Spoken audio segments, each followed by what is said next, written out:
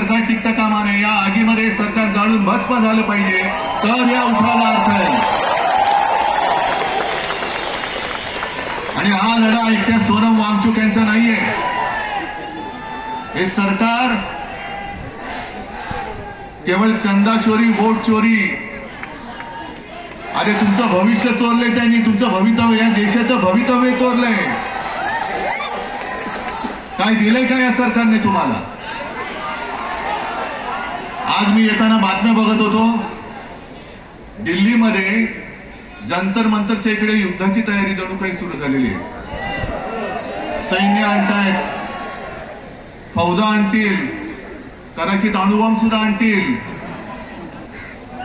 पण या सरकारला माहिती नाहीये, या देशामधला हा जो तरुणाईचा अणुबॉम्ब आहे तुमच्या बुडाखाली आधीच लागलेला आहे.